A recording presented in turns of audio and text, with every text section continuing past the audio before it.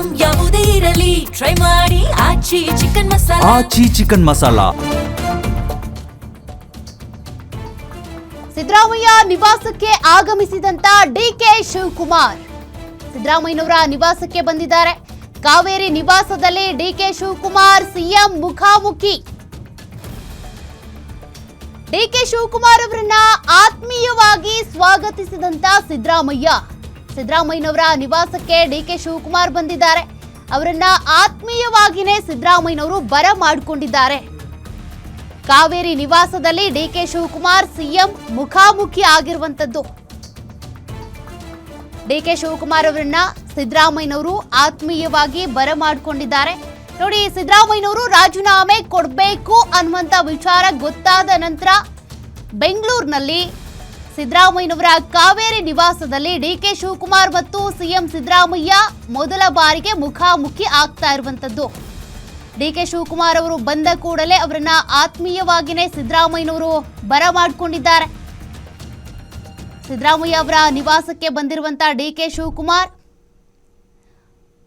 ಸದ್ಯ ರಾಜ್ಯ ರಾಜಕಾರಣದ ಪ್ರತಿಯೊಂದು ಬೆಳವಣಿಗೆಗಳನ್ನ ನೀವು ಗಮನಿಸ್ತಾ ಇದ್ದೀರಿ. ಸಿದ್ದರಾಮಯ್ಯನವರು ಇವತ್ತು ರಾಜೀನಾಮೆ ಕೊಡುವಂತ ದಿನ. ಅದಕ್ಕೂ ಮುನ್ನ ಬ್ರೇಕ್ಫಾಸ್ಟ್ ಮೀಟಿಂಗ್ ಕೂಡ ಕರೆದಿದ್ದಾರೆ. ಸದ್ಯ ಸಿಎಂ ನಿವಾಸ ಕಾವೇರಿಯಲ್ಲಿ ಡಿಕೆ ಶಿವಕುಮಾರ್ ಅವರು ಕೂಡ ಇರುವಂತದ್ದು. ಡಿಕೆ ಶಿವಕುಮಾರ್ ಬಂದ ತಕ್ಷಣ ಅವರನ್ನ ಆತ್ಮೀಯವಾಗಿ ಸಿಎಂ ಸಿದ್ದರಾಮಯ್ಯ ಬರಮಾಡಿಕೊಂಡಿದ್ದಾರೆ. ಸಿದ್ದರಾಮಯ್ಯ ನಿವಾಸದ ದೃಶ್ಯಗಳನ್ನ ನೀವು ಗಮನಿಸ್ತಾ ಇದ್ದೀರಿ. ಸದ್ಯ ಇವತ್ತು ಸಚಿವರೆಲ್ಲರೂ ಕೂಡ ಸಿದ್ದರಾಮಯ್ಯನವರ ನಿವಾಸಕ್ಕೆ ಬರ್ತಾರೆ. ಈ ಕಾರಣ ಬ್ರೇಕ್ಫಾಸ್ಟ್ ಮೀಟಿಂಗ್ ಕರೆದಿದ್ದಾರೆ. ಎಲ್ರಿಗೂ ಆಹ್ವಾನ ಇದೆ. ಇನ್ನು ಡಿಕೆ ಶಿವಕುಮಾರ್ ಅವರು ಕೂಡ ಬಂದಿರುವಂಥದ್ದು. ಡಿಕೆ ಶಿವಕುಮಾರ್ ಅವರನ್ನ ಆತ್ಮೀಯವಾಗಿಯೇ ಸಿದ್ದರಾಮಯ್ಯನವರು ಬರಮಾಡಿಕೊಂಡಿದ್ದಾರೆ. ಕಾರಣ ಹಿಂದೆನೂ ಕೂಡ ಅನೇಕ ಬಾರಿ ಸಿದ್ದರಾಮಯ್ಯನವರು ಡಿಕೆ ಶಿವಕುಮಾರ್ ಅವರು ಜೊತೆಯಲ್ಲಿ ಕಾಣಿಸ್ಕೊಂಡಾಗಿಲ್ಲ ಎಲ್ಲ ಕೂಡ ಇಬ್ಬರು ಕೂಡ ಜೋಡೆತ್ತುಗಳಂತೆಯೇ ಕಾಣಿಸ್ಕೊಳ್ತಾ ಇದ್ರು. ಅದೇ ರೀತಿಯಾಗಿಯೇ ಬಿಂಬಿತ ಆಗಿರೋದು ಕೂಡ ಜೋಡೆತ್ತು ಸರ್ಕಾರ ಅನ್ನೋ ರೀತಿಯಾಗಿ ಸಿದ್ದರಾಮಯ್ಯ ಡಿಕೆ ಶಿವಕುಮಾರ್. ಈಗ ರಾಜೀನಾಮೆ ಕೊಡಬೇಕು ಅನ್ನುವಂಥ ಕಾರಣಕ್ಕೆ ಮುನಿಸ್ಕೊಂಡು ಮುಖ ತಿರುಗಿಕೊಂಡು ಓಡಾಡೋದಕ್ಕಾಗಲ್ಲ. ಸಿದ್ದರಾಮಯ್ಯನವರ ನಿವಾಸಕ್ಕೆ ಬಂದಿರುವಂಥ ಡಿಕೆ ಶಿವಕುಮಾರ್ ಅವರನ್ನ ಆತ್ಮೀಯವಾಗಿಯೇ ಸಿದ್ದರಾಮಯ್ಯ ಬರಮಾಡಿಕೊಂಡಿದ್ದಾರೆ. ಬ್ರೇಕ್ಫಾಸ್ಟ್ ಮೀಟಿಂಗ್ ಇರೋದ್ರಿಂದ ಸಚಿವರೆಲ್ಲರೂ ಕೂಡ ಬರ್ತಿದ್ದಾರೆ. ಬೇರೆ ಬೇರೆ ಕಾರ್ಯದ ನಿಮಿತ್ತ ಬೇರೆ ಬೇರೆ ಕಡೆ ಹೋದಂಥ ಸಚಿವರು ಕೂಡ ಈಗಾಗಲೇ ಬೆಂಗಳೂರಿಗೆ ವಾಪಸ್ ಆಗಿದ್ದಾರೆ ನಿನ್ನೆಯಿಂದನೂ ಕೂಡ.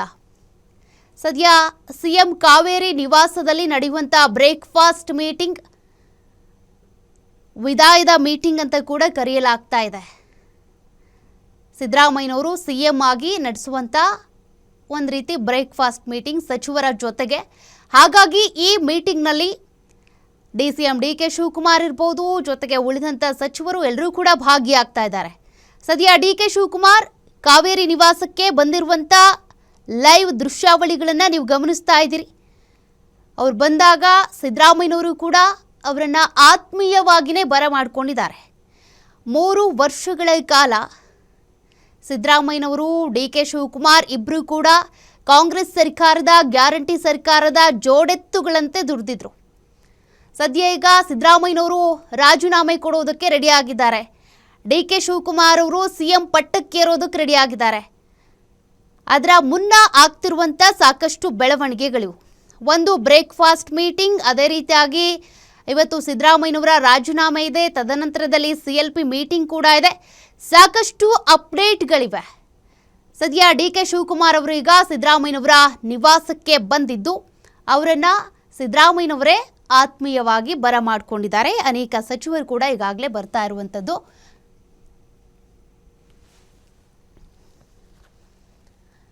ಮತ್ತಷ್ಟು ಡೀಟೇಲ್ಸ್ ಕೊಡ್ತಾರೆ ನಮ್ಮ ಪ್ರತಿನಿಧಿ ದುರ್ಗೇಶ್. ಸಿಎಂ ನಿವಾಸದಿಂದಾನೇ ಜಾಯಿನ್ ಆಗ್ತಿದ್ದಾರೆ.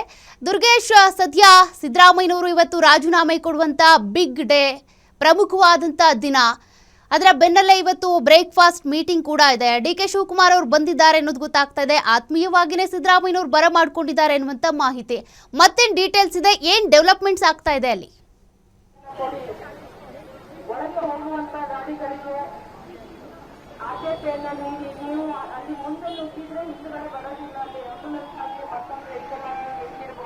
ಎಸ್ ಸೌಖ್ಯ ಸಿಎಂ ಸಿದ್ದರಾಮಯ್ಯ ನಿವಾಸಕ್ಕೆ ಈಗಷ್ಟೇ ಡಿಸಿಎಂ ಡಿ ಕೆ ಶಿವಕುಮಾರ್ ಅವರು ಭೇಟಿಯನ್ನು ಕೊಟ್ಟಿರುವಂತದ್ದು. ಸಿಎಂ ಸಿದ್ದರಾಮಯ್ಯ ಅವರು ಡಿ ಕೆ ಶಿವಕುಮಾರ್ ಅವರನ್ನ ಸ್ವಾಗತ ಮಾಡಿದ್ದಾರೆ.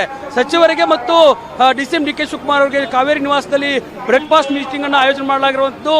ಈಗಾಗಲೇ ಸಾಕಷ್ಟು ಎಲ್ಲ ಸಚಿವ ಸಂಪುಟದ 30ಕ್ಕೂ ಹೆಚ್ಚು ಸಚಿವರು ಕೂಡ ಈಗ ಸಿಎಂ ಕಾವೇರಿ ನಿವಾಸಕ್ಕೆ ಆಗಮಿಸಿದ್ದಾರೆ. ಇನ್ನೇನು ಕೆಲವೇ ಕ್ಷಣಗಳಲ್ಲಿ ಡಿಸಿಎಂ ಡಿ ಕೆ ಶಿವಕುಮಾರ್ ಮತ್ತು ಸಿಎಂ ಸಿದ್ದರಾಮಯ್ಯ ಅವರನ್ನ ಬ್ರೇಕ್ಫಾಸ್ಟ್ ಆರಂಭವಾಗುವಂತದ್ದು. ಈ ಒಂದು ಬ್ರೇಕ್ಫಾಸ್ಟ್ ಮೀಟಿಂಗ್ ನಲ್ಲಿ ಯಾವ ರೀತಿ ಚರ್ಚೆ ಆಗುತ್ತೆ, ಸಿಎಂ ಸಿದ್ದರಾಮಯ್ಯ ರಾಜೀನಾಮೆ ಕೊಡೋದಕ್ಕೆ ರೆಡಿ ಆಗಿದ್ದಾರೆ. ಡಿಸಿಎಂ ಡಿ ಕೆ ಶಿವಕುಮಾರ್ ಮತ್ತು ಸಚಿವರೆಲ್ಲರೂ ಕೂಡ ಸಿಎಂ ಸಿದ್ದರಾಮಯ್ಯ ಅವರ ಮಾತುಗಳನ್ನ ಆಲಿಸ್ತಾರೆ. ಹೈಕಮಾಂಡ್ ನಾಯಕರು ಸೂಚನೆ ಕೊಟ್ಟಂತೆ ನಾನು ರಾಜೀನಾಮೆ ಕೊಡೋಕೆ ರೆಡಿ ಆಗಿದ್ದೇನೆ. ಮುಂದಿನ ದಿನಗಳಲ್ಲಿ ಪಕ್ಷ ಸಂಘಟನೆ ಕಾಂಗ್ರೆಸ್ ಸರ್ಕಾರ ಯಾವ ರೀತಿ ಆಗಿರಬೇಕು ಮತ್ತು ಯಾವೆಲ್ಲ ಸಚಿವರು ಸಚಿವ ಸಂಪುಟದಲ್ಲಿ ಇರಬೇಕನ್ನೋದು ಇಲ್ಲಿ ಬಹಳ ಮುಖ್ಯವಾಗಿ ಚರ್ಚೆ ಆಗುವಂಥದ್ದು. ಯಾಕಂದ್ರೆ ಸಿಎಂ ಸಿದ್ದರಾಮಯ್ಯ ರಾಜೀನಾಮೆ ನೀಡಿದರೆ ಸಚಿವ ಸಂಪುಟ ಎಲ್ಲವೂ ಕೂಡ ಡಿಸಾಲ್ವ್ ಆಗುತ್ತೆ, ಮತ್ತೆ ಹೊಸದಾಗಿ ಸಚಿವ ಸಂಪುಟ ರಚನೆಯನ್ನ ಮಾಡಬೇಕಾಗುತ್ತೆ.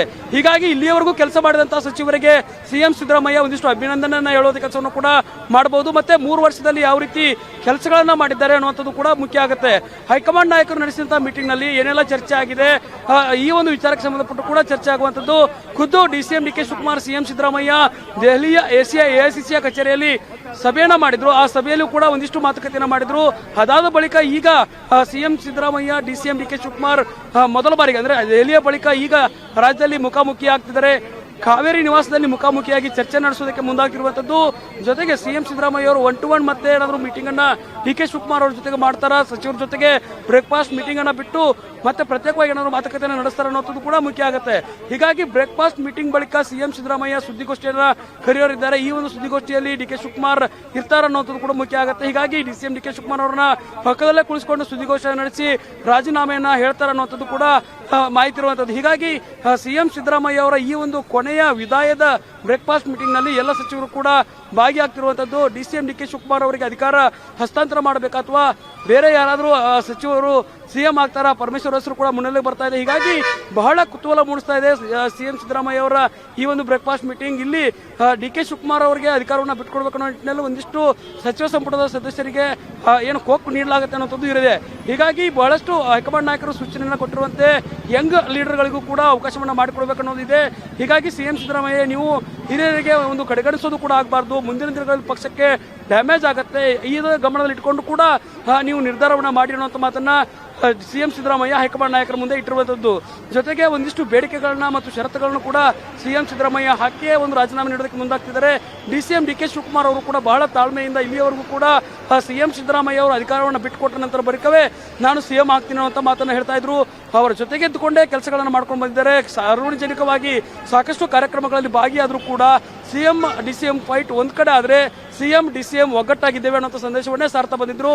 ಹೀಗಾಗಿ ಬಹಳ ಕುತೂಹಲ ಮೂಡಿಸ್ತಾ ಇರುವಂತದ್ದು ಸಿಎಂ ಸಿದ್ದರಾಮಯ್ಯ ಅವರು ಡಿಸಿಎಂ ಡಿ ಕೆ ಶಿವಕುಮಾರ್ ಅವರ ಜೊತೆಗಿದ್ದುಕೊಂಡೇ ರಾಜೀನಾಮೆಯನ್ನು ಕೊಟ್ಟು ಅವರಿಗೆ ಅಧಿಕಾರ ಹಸ್ತಾಂತರವನ್ನ ಮಾಡ್ತಾರಾ ಅನ್ನುವಂಥದ್ದು ಬಹಳ ಮುಖ್ಯವಾಗಿ ಚರ್ಚೆ ಆಗ್ತಾ ಇದೆ. ಈಗ ಸಿಎಂ ಸಿದ್ದರಾಮಯ್ಯ ನಿವಾಸದಲ್ಲಿ ಡಿಸಿಎಂ ಡಿ ಕೆ ಶಿವಕುಮಾರ್ ಅವರನ್ನ ಖುದ್ದು ಸಿಎಂ ಸಿದ್ದರಾಮಯ್ಯ ಅವರು ಸ್ವಾಗತ ಮಾಡಿ ಬ್ರೇಕ್ಫಾಸ್ಟ್ ಮೀಟಿಂಗ್ಗೆ ಆಹ್ವಾನ ಕೊಟ್ಟು ಒಂದಿಷ್ಟು ಚರ್ಚೆಯನ್ನು ಮಾಡಿ ಸಚಿವರ ಜೊತೆಗೆ ಸಭೆಯನ್ನು ಮಾಡ್ತಾರೆ. ಸಭೆಯ ಬಳಿಕ ಸಿಎಂ ಸಿದ್ದರಾಮಯ್ಯ ಸುದ್ದಿಗೋಷ್ಠಿ ನಡೆಸುವಂಥದ್ದು, ಅದಾದ ಬಳಿಕ ಲೋಕಭವನಕ್ಕೆ ತೆರಳಿ ರಾಜೀನಾಮೆಯನ್ನು ನೀಡುವಂಥದ್ದು. ಇದಾದ ಬಳಿಕ ಡಿಸಿಎಂ ಡಿ ಕೆ ಶಿವಕುಮಾರ್ ಅವರಿಗೆ ಸಿಎಂ ಪಟ್ಟದ ಪದಗ್ರಹಣ ಕಾರ್ಯಕ್ರಮ ಆಗುವಂಥದ್ದು. ಇದೆಲ್ಲವೂ ಕೂಡ ಪ್ರೊಸೆಸ್ ಆಗುತ್ತೆ. ಹೀಗಾಗಿ ಈ ಒಂದು ಪ್ರೊಸೆಸ್ ಯಾವ ರೀತಿ ಮುಂದುವರೆಯುತ್ತೆ ಅನ್ನೋದನ್ನ ಕಾದು ನೋಡ್ಬೇಕಾಗತ್ತೆ. ಸೌಖ್ಯ ದುರ್ಗೇಶ್, ಇಲ್ಲಿ ಬ್ರೇಕ್ಫಾಸ್ಟ್ ಮೀಟಿಂಗ್ ನಲ್ಲಿ ಟಿಫನ್ ನ ಮೆನು ಏನಿದೆ ಅನ್ನೋದಕ್ಕಿಂತ ಯಾರ ಮನಸ್ಸಲ್ಲಿ ಏನಿದೆ, ಯಾರಿಗೆ ಸಿಹಿ ಯಾರಿಗೆ ಕಹಿ ಅನ್ನೋದ್ರ ಬಗ್ಗೆ ಒಂದು ಕುತೂಹಲ ಇದೆ. ಯಾಕೆಂದ್ರೆ ಸಿದ್ದರಾಮಯ್ಯನವರು ಸಹಜವಾಗಿ ಮುಖ್ಯಮಂತ್ರಿ ಸ್ಥಾನಕ್ಕೆ ರಾಜೀನಾಮೆ ಕೊಡಬೇಕು ಅಂದ್ರೆ ಬೇಸರ, ಅವ್ರಿಗೆ ಕಹಿ ಸಿಕ್ಕಂತಾಯ್ತು. ಮತ್ತೊಂದ್ ಕಡೆ ಡಿ ಕೆ ಶಿವಕುಮಾರ್ ಸಿಎಂ ಪಟ್ಟಕ್ಕೆ ಏರ್ತಾರೆ ಅಂದ್ರೆ ಅವ್ರಿಗೆ ಸಿಹಿ. ಅಲ್ಲಿ ನೀವು ಹತ್ತಿರದಿಂದ ಗಮನಿಸಿರ್ತೀರಿ, ಡಿ ಕೆ ಶಿವಕುಮಾರ್ ಅವರ ಮುಖ ಇರ್ಬೋದು ಅಥವಾ ಸಿದ್ದರಾಮಯ್ಯನವರ ಫೇಸ್ ಇರ್ಬೋದು. ಹೆಂಗೆ ಅನ್ನಿಸ್ತಾ ಇದೆ? ಯಾಕೆಂದ್ರೆ ಯಾರು ಏನು ರಿಯಾಕ್ಟ್ ಮಾಡ್ತಿಲ್ಲ. ಯಾವ ರೀತಿ ಇದೆ ವಾತಾವರಣ ಅಂತ?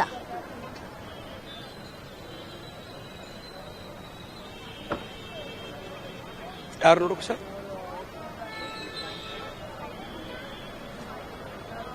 ಖಂಡಿತ ಸೌಖ್ಯ, ನೀವು ಹೇಳಿದಂತೆ ಇಲ್ಲಿ ಬಹಳ ಮುಖ್ಯವಾಗಿ ಸಿಎಂ ಸಿದ್ದರಾಮಯ್ಯ ಮತ್ತು ಸಿದ್ದರಾಮಯ್ಯ ಅವರ ಆಪ್ತ ಸಚಿವರಿಗೆ ಸಾಕಷ್ಟು ಆತಂಕ ಹೆಚ್ಚಾಗಿರುವಂಥದ್ದು. ಯಾಕಂದ್ರೆ ಹಲವಾರು ದಿನಗಳಿಂದಲೂ ಕೂಡ ಡಿಸಿಎಂ ಡಿ ಕೆ ಶಿವಕುಮಾರ್ ಅವರಿಗೆ ಒಂದಿಷ್ಟು ವಿರೋಧವನ್ನು ಮಾಡ್ಕೊಂಡು ಬಂದಿದ್ರು. ಡಿ ಕೆ ಶಿವಕುಮಾರ್ ಅವರಿಗೆ ಅಧಿಕಾರವನ್ನು ಬಿಟ್ಟುಕೊಡೋದಕ್ಕೆ ಸಿಎಂ ಸಿದ್ದರಾಮಯ್ಯ ಅವರ ಹಿಂದೇಟ ಹಾಕಬೇಕು ಮತ್ತೆ ಅಧಿಕಾರವನ್ನು ಬಿಟ್ಟುಕೊಡಬಾರದು ಅನ್ನೋ ನಿಟ್ಟಿನಲ್ಲಿ ಬಹಳ ಮಹತ್ವವಾಗಿ ಹೇಳಿಕೆಗಳನ್ನ ಕೊಡ್ತಾ ಇದ್ರು.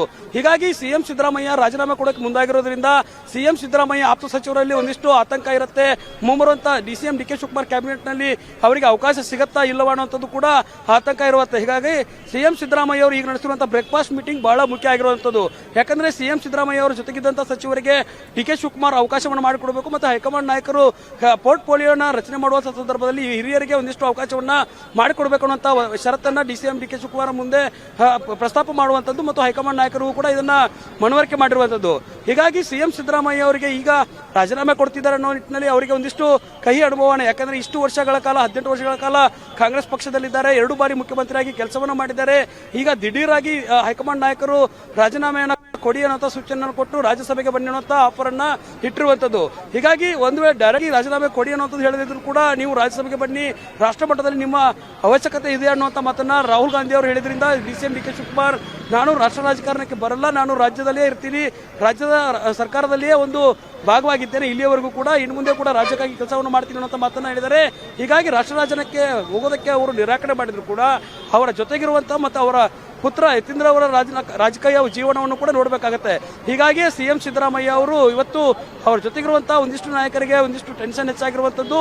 ಸಿಎಂ ಸಿದ್ದರಾಮಯ್ಯ ರಾಜೀನಾಮೆ ನೀಡಿದ ಬಳಿಕ ಯಾವ ರೀತಿ ಬೆಳವಣಿಗೆಗಳು ಆಗ್ತವೆ, ಡಿ ಕೆ ಶಿವಕುಮಾರ್ ಅವರ ಸಚಿವ ಸಂಪುಟದಲ್ಲಿ ಯಾರೆಲ್ಲ ಸಚಿವರಿಗೆ ಅವಕಾಶ ಮಾಡಿಕೊಡುತ್ತೆ, ಸಿಎಂ ಸಿದ್ದರಾಮಯ್ಯ ಅವರ ಆಪ್ತ ವಲಯದಲ್ಲಿ ಕುಳಿತುಕೊಂಡವರಿಗೆ ಯಾವೆಲ್ಲ ಪೋರ್ಟ್ಫೋಲಿಯೋಗಳನ್ನ ಕೊಡಲಾಗುತ್ತೆ ಅನ್ನೋದು ಮುಖ್ಯ ಆಗುತ್ತೆ. ಹೀಗಾಗಿ ಡಿಸಿಎಂ ಡಿ ಕೆ ಶಿವಕುಮಾರ್ ಅವರಿಗೆ ಸಂತಸದ ಕ್ಷಣ ಆದರೆ ಸಿಎಂ ಸಿದ್ದರಾಮಯ್ಯ ಬಳಗದವರಿಗೆ ಒಂದಿಷ್ಟು ಆತಂಕ, ನೋವಿನ ವಿಚಾರವೇ. ಯಾಕಂದ್ರೆ ಇಷ್ಟುಗಳ ವರ್ಷಗಳ ಕಾಲ ಸಿದ್ದರಾಮಯ್ಯ ಜೊತೆಗೆ ಇದ್ರು, ಹಿಂದ ನಾಯಕರಾಗಿ ಸಿದ್ದರಾಮಯ್ಯ ಗುರುಸ್ಕೊಂಡಿದ್ರು, ಅವ್ರ ಜೊತೆಗೆ ಇವರೆಲ್ಲರೂ ಕೂಡ ಇರುವಂತದ್ದು. ಹೀಗಾಗಿ ಬಹಳ ಕುತೂಹಲ ಮೂಡಿಸ್ತಾ ಇರುವಂತದ್ದು ಬ್ರೇಕ್ಫಾಸ್ಟ್ ಮೀಟಿಂಗ್ ನಲ್ಲಿ ಏನೆಲ್ಲ ಚರ್ಚೆ ಆಗುತ್ತೆ ಅನ್ನುವಂಥದ್ದು ಮುಖ್ಯ ಆಗುತ್ತೆ. ಸಿಎಂ ಸಿದ್ದರಾಮಯ್ಯ ಅವರು ಡಿಸಿಎಂ ಡಿ ಕೆ ಶಿವಕುಮಾರ್ ಅವರಿಗೆ ಅಧಿಕಾರ ಬಿಟ್ಕೊಡಕ್ಕೆ ನಾನು ರೆಡಿಯಾಗಿದ್ದೇನೆ, ಡಿ ಕೆ ಶಿವಕುಮಾರ್ ಅವರ ಕ್ಯಾಬಿನೆಟ್ ನಲ್ಲಿ ನೀವೆಲ್ಲರೂ ಕೂಡ ಕೆಲಸವನ್ನ ಮಾಡಿ, ಡಿ ಕೆ ಶಿವಕುಮಾರ್ ಅವರು ಕೂಡ ಸಿಎಂ ಆದ್ಮೇಲೆ ಒಳ್ಳೆಯ ಕೆಲಸಗಳನ್ನ ಮಾಡ್ತಾರೆ, ನೀವು ಅವ್ರ ಜೊತೆಗಿರಿ ಅನ್ನುವಂಥ ಒಂದು ಸಲಹೆ ಸೂಚನೆಗಳನ್ನ ಕೊಡುವಂತ ಸಾಧ್ಯತೆ ಇರುತ್ತೆ. ಸೌಖ್ಯ. Okay, thank you Durgesh live ಡೀಟೇಲ್ಸ್ಗೆ.